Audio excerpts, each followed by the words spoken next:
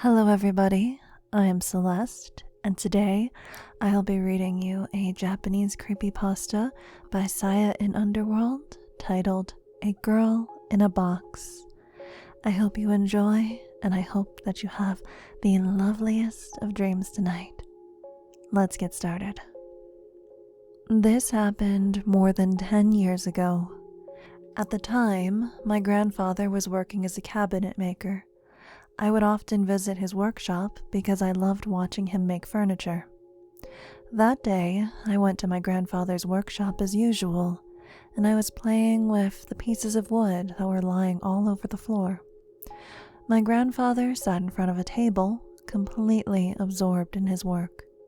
His hands were large and rough, but they moved with surprising dexterity, shaving and curving pieces of woods or assembling them together. I stopped playing for a moment and just watched him at work, captivated by his extraordinary skills. After some time, I noticed something strange.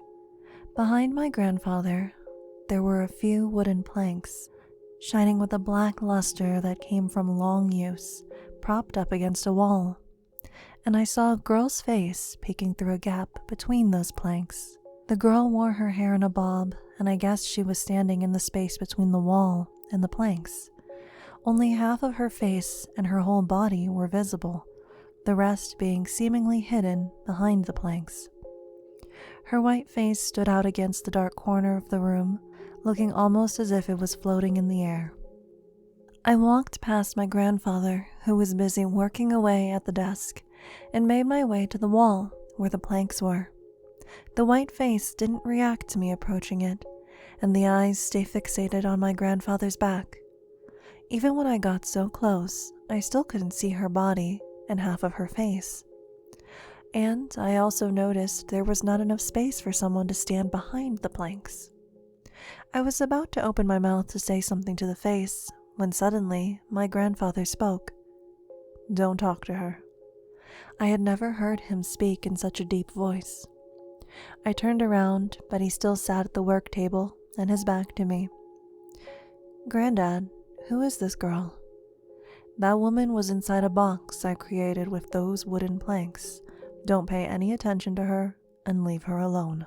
I couldn't understand his words, but I decided to keep a distance from the wall. After that, my grandfather continued to work silently without so much as a glance over his shoulder.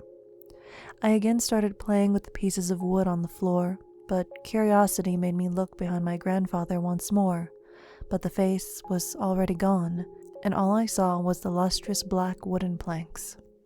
Since then, even though I would continue to visit my grandfather in his workshop often, I would never see that face again. 10 years later, in the spring before last, my grandfather fell ill and was admitted to the hospital and died soon after. In the preparation for his funeral, we gathered the things my grandfather treasured while he was alive so we could put them in his coffin. There was a small wooden box among the collection. The box was measured about 10 by 10 centimeters, and the wood had a black luster to it. As soon as I saw it, the memory of those black wooden planks I saw in my grandfather's workshop came flooding back to me. Isn't this box made of those planks? I picked it up. It felt much heavier than it looked. As there was no lid, I shook it, but it made no sound. According to my aunt who looked after my grandfather until his death, he particularly cherished this box in the last years of his life and even took it with him when he was hospitalized, always keeping it by his pillow. Because of this, we decided to place the box by his head inside the coffin. By and by, the funeral began, but something strange happened during the service. The monk kept peering into the coffin. My father felt he looked suspicious and asked him what he was doing. The monk asked him in return, "Is this gentleman really dead?" It was a quite unbelievable thing to hear, and my father was taken aback. Moreover, while chanting a sutra, the monk behaved as if he were often distracted by the coffin, and he even stopped chanting for a number of times. After the funeral, my grandfather's body was cremated.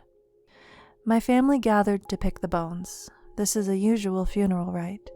A metal slab was carried from the incinerator to where we waited.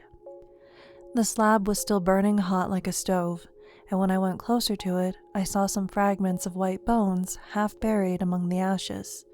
As we picked up the bones with the iron chopsticks, a crematorium worker informed us of what type of bone we were picking. The cranium would be laid on top later, so please leave it until the end. Which one is the larynx bone? This one. All of the bones were placed into an urn, but it was slow to fill up. Please pick up more of them. We are trying, but there doesn't seem to be a lot of them left. We have just installed a new incinerator. It is so powerful that usually most of the bones are burnt to cinders. Elderly people's bones, being fragile, are particularly easy to burn. This gentleman's bones seem to be quite strong though. There are more bones remaining than I expected. Well, he was a robust man. That's the pelvis, and the one next to it is a thigh bone. How about this one here? That's the larynx bone. Everyone in the room exchanged a puzzled glance with one another. We were sure we had already put the larynx bone into the urn. The assistant re-examined the bones we had collected.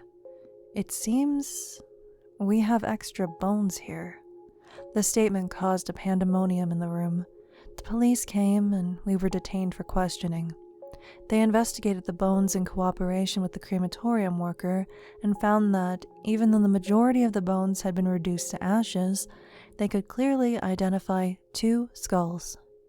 But to whom the second skull belonged remained a mystery. The police questioned us about it, but no one had a clue as to where the skull came from. The lid of the coffin had been nailed shut right in front of us before it was sent to the crematorium. But of course, we didn't see someone else's head inside it. All that the coffin contained within it were the body of my grandfather and the various objects he once cherished, including that black box. Considering the size of the coffin, it could not have had any room for another person's head either. Could it be that only the bones somehow managed to get inside? But they said that bones without meat on them would have immediately been burnt to ashes. In the end, it was impossible to arrive on a clear-cut conclusion based on what we knew and had then, and we were finally dismissed late that night. The police kept the bones of my grandfather for a while, but they were returned to us before the 49-day mourning period was over. The bones are now properly buried at the final resting place. As for the bones of the unknown person, I managed to retrieve the larynx bone from the police. I put it inside a small box and buried it next to my grandfather's bones, and laid a little stone on top of it in place of a tombstone. Nothing strange has happened to me since. The truth of this story remains hidden under those tombstones.